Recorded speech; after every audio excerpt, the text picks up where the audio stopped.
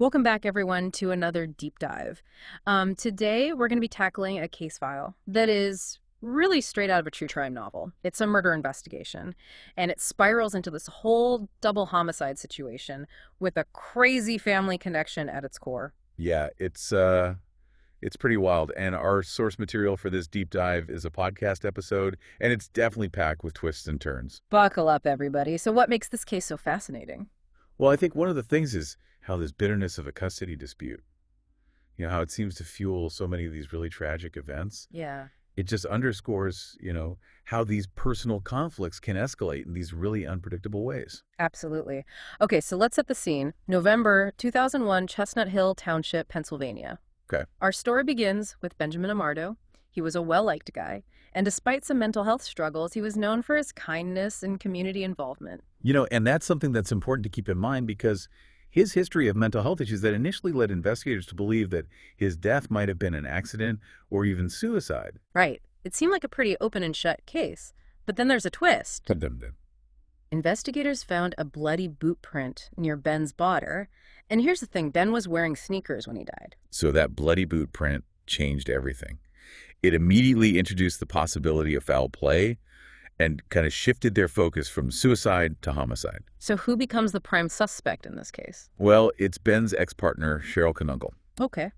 And their relationship was, let's just say, not exactly amicable. There was a bitter custody battle over their son, and things got pretty heated in court. Cheryl was even quoted as saying, "What do I have to do?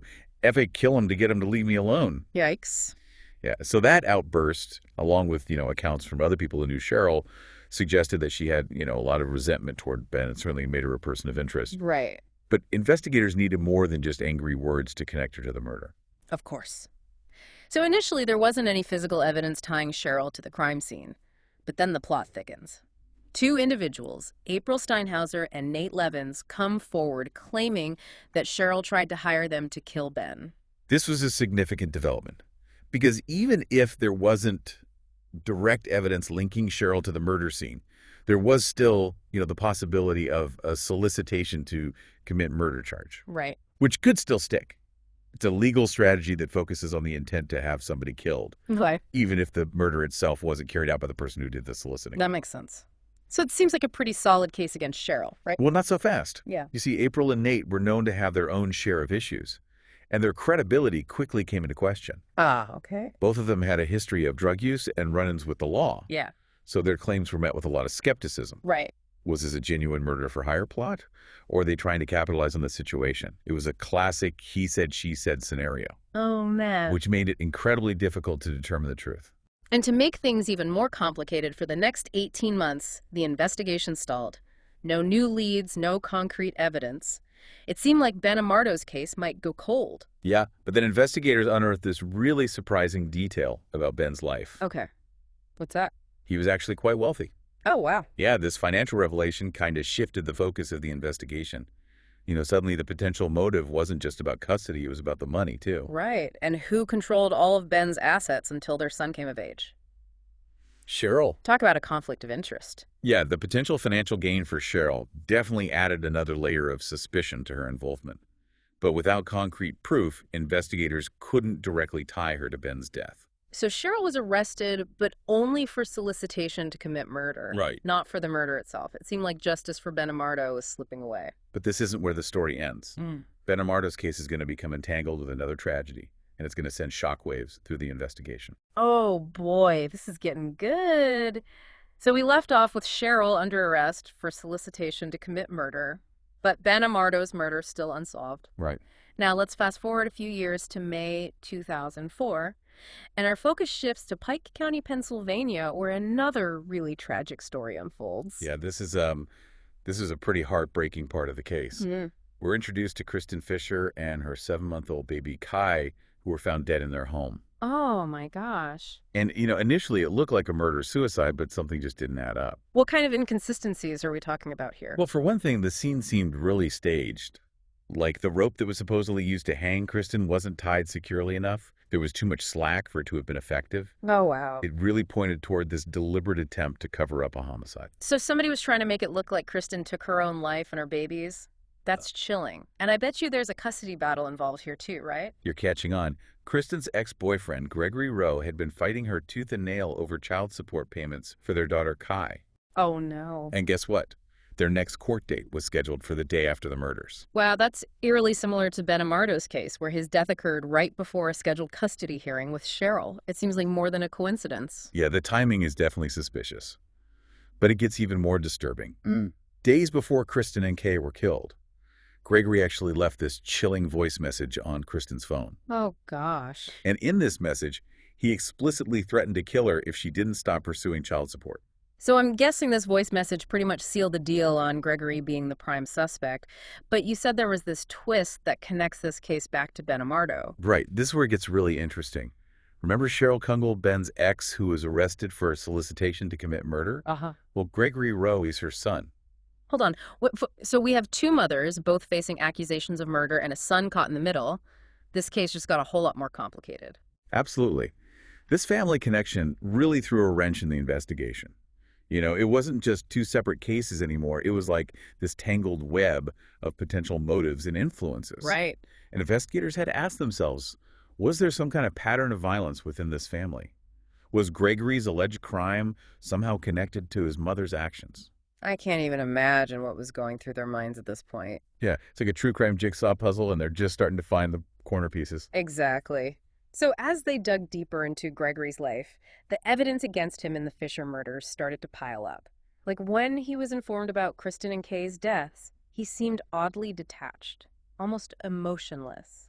Yeah, you know, a lot of people thought that it could have been shock, but it just seemed like a really unusual reaction to hearing about the deaths of your child and your ex-partner. Exactly. His lack of emotion raised some serious red flags for investigators.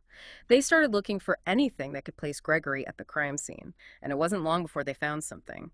A security guard at Kristen's housing complex remembered seeing an unfamiliar car in the neighborhood on the day of the murders. And you guessed it, it was Gregory's. Right, so his alibi was totally blown wide open.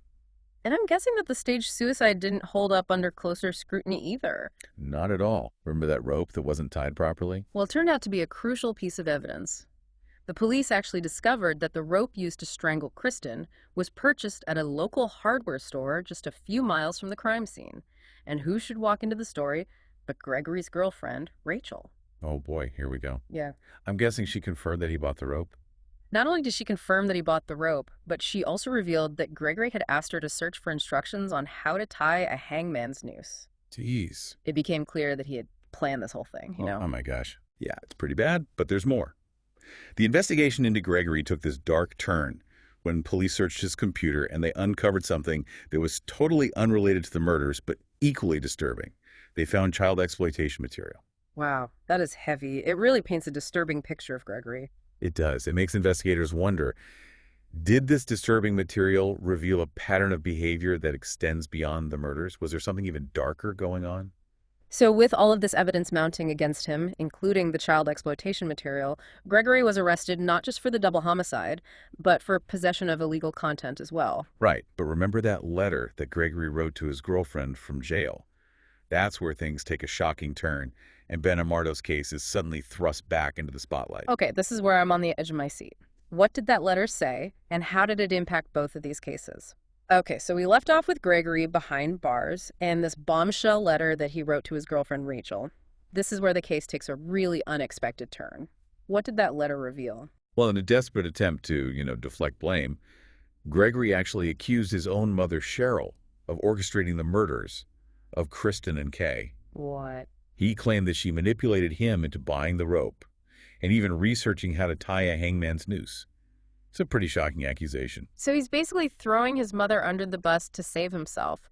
But how did investigators use this letter to their advantage? Well, they saw this as an opportunity. Remember, Gregory was facing some serious charges, including the murder of a child under 12, which could have meant the death penalty.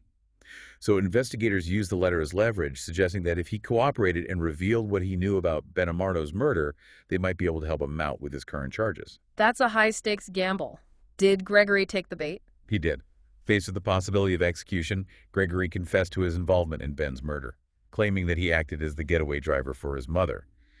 He described this really chilling scene where Cheryl, allegedly fueled by rage and resentment, waited inside Ben's house, attacked him with pepper spray, and then beat him to death with the baseball bat. It's a horrifying story, but could it be true? After all, Gregory had a clear motive to lie and implicate his mother to, lessen his own punishment. How did investigators determine if he was telling the truth? You're right to be skeptical. His confession had to be taken with a grain of salt. Plus, there was another major hurdle. There was still no physical evidence directly linking Cheryl to Ben's murder. Right. So, while Gregory's confession provided a potential lead, it wasn't enough to secure a conviction. It seems like they were back to square one. Did the investigation hit another dead end? Not quite. This is where two new witnesses enter the picture, each with their own piece of the puzzle. And their testimonies would prove to be the missing link that investigators have been searching for. Okay, I'm all ears. Who are these witnesses and what did they know about Ben's murder? Well, the first witness was Jerry Talisi, who worked with Cheryl's father. And he revealed that shortly after Ben's death, Cheryl confided in him, tearfully admitting to the murder. She even asked for his help in disposing of evidence. Wow, a confession to someone outside the family. That's huge. What about the second witness? The second witness was even more surprising. It was Marty Reynolds, a police officer at the time, who was having an affair with Cheryl. And he described Cheryl's erratic behavior and confession on the night of Ben's murder. So both Jerry and Marty corroborated key details of Gregory's confession, independently placing Cheryl at the scene of the crime and confirming her involvement in Ben's murder. Exactly. Their accounts, coming from two unrelated individuals, really lent credibility to Gregory's story and filled in those gaps left by the lack of physical evidence. With their testimonies, investigators finally had enough to charge Cheryl with Ben Amardo's murder. It's amazing how these witnesses came forward after all this time. What happened next? Gregory and Cheryl were tried separately. Gregory was found guilty of the murders of Kristen and Kay Fisher and sentenced to life in prison. Cheryl's defense team tried to discredit Gregory's testimony, pointing to his troubled past and suggesting he fabricated the story to save himself, but the jury didn't buy it. Cheryl was found guilty of Ben Amardo's murder and sentenced to life in prison without the possibility of parole. Wow. It's a tragic end to this really complex and disturbing story. Two mothers, driven by their own demons, end up behind bars, leaving a trail of devastation in their wake. It really makes you think about the ripple effects of violence and how easily seemingly ordinary lives can spiral into darkness. This deep dive into Ben Amardo's case has uncovered a really tangled web of interconnected tragedies. It's a story of betrayal violence and the enduring yet often destructive power of family ties. It leaves us with many unanswered questions. But one thing is clear. The consequences of unchecked anger and resentment can be devastating not just for the individuals involved, but for everyone caught in their path. And it leaves us with a haunting question. Yeah. Could any of this have been prevented? If so, how? What are your thoughts on this?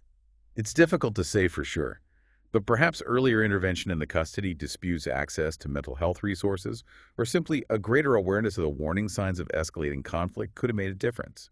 Maybe with the right support and guidance, these tragedies could have been averted. It's a chilling thought and a reminder that we all have a role to play in recognizing the signs of trouble and seeking help when it's needed. Well, this has been one intense deep dive. Thank you for joining us as we untangle this complex and disturbing case.